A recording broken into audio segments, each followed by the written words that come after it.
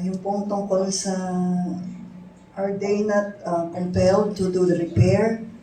Actually po, yung first phase po, which is yung pile na, actually it was fully paid and accepted by the office after a year na na-complete siya.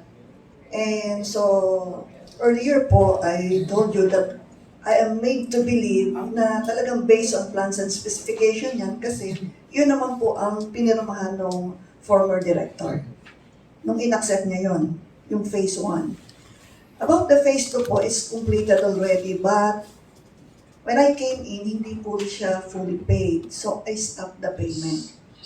Though, wala naman din po ako kasi nagawa naman niya talaga yung structure, but having the knowledge na there's something wrong with the structure, I stopped the payment.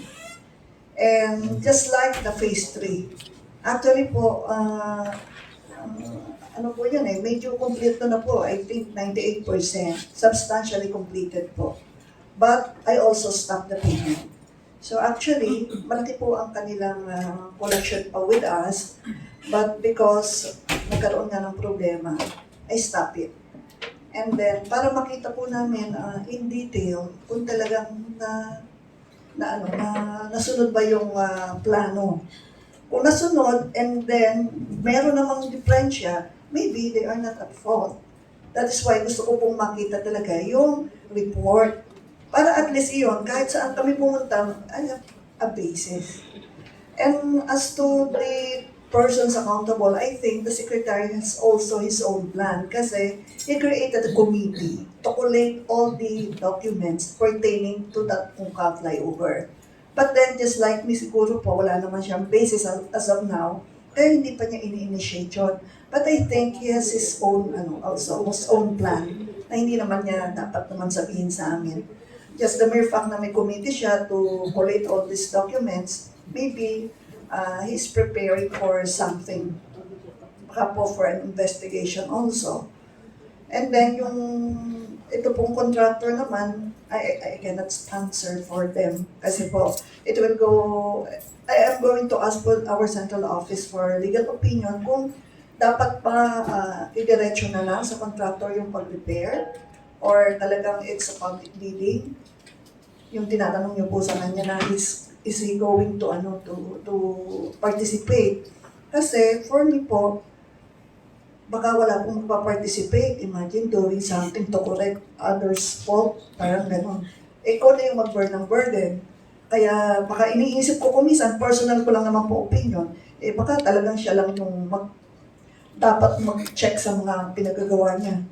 Di po, kung siya yung may mali. Kaya sabi nga po, while si Engineer Hadalesa po was explaining kanina, ang sabi niya, kulang yung lalim nung pile. Kasi instead na pumunta siya dun sa mas malalim, which is 55, naging siya sa 28. So meaning to say, kulang po talaga yung design. So kung kulang, dinadagdagan po natin. Kasi kung ginawa naman po natin yung the first time na correct, talaga pong mahaba naman ang gagawin natin. So ito po, talagang medyo na-delay lang po talagang itinatama natin ngayon na dadagdagan natin. Pero yung iba pong incidental expenses na kung meron tayong sisirain na nagastosan na natin, talaga pong it should not be the case. Someone has to be accountable po talaga. Pero po yung deficient ngayon, dadagdagan po natin, just the same, talaga pong ganun namang kahalalim yun talaga, talagang dapat po natin gawin. Okay. So, is it safe to say, ma'am, or you mean, tama po ba na understanding namin na they're not fully paid? Yes po. Okay, the contractor is not fully paid. Number 2, hindi po na-accept. Wala pa acceptance po. Yung first phase lang po ang na-accept. Yung first phase, yung paglagay pa ng Sa ilalim lang po, yung sa ilalim. lalim lang. Pero the rest, phase 2 and 3, wala pa. Yes po, I did not pay. So it's on Kasi it's record. the same contractor Okay. po. It's the same contractor. So it's phase 2 and 3. Okay. So, may... Yes. Yes, sir. Thank you, Mr. Chair. As you mentioned, ma'am, na in-accept niyo na yun sa ilalim. Sa Pero ilalim hindi po. ikaw ang Hindi nag-accept. po ako yung nag-accept.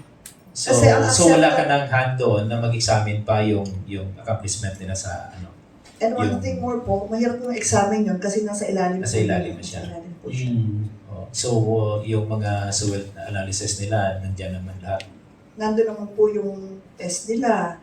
So, parang pumasa naman lahat sa test. Kaya po, pinush ko talagang magkaroon ng ibang party na mag-investigate not us, not yung dati, para po may check and balance. Kasi kung kami po, di syempre we'll try to meron din po kami kasing doon.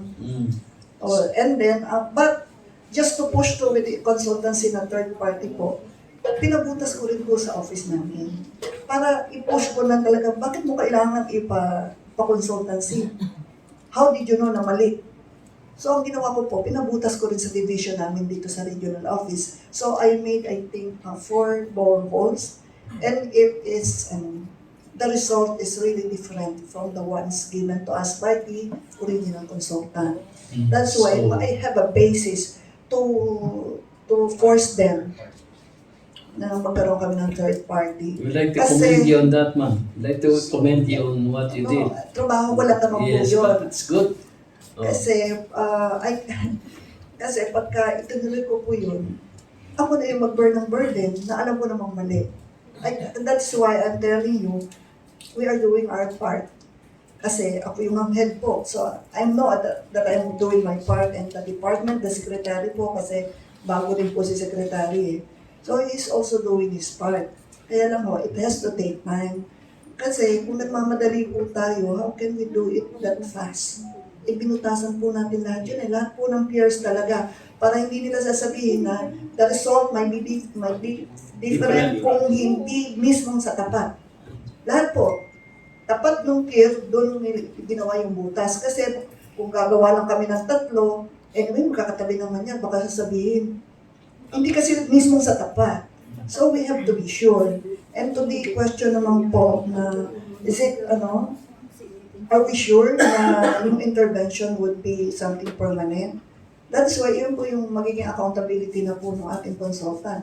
Kung yung sinabi niya sa amin hindi magiging effective, so he will be answerable.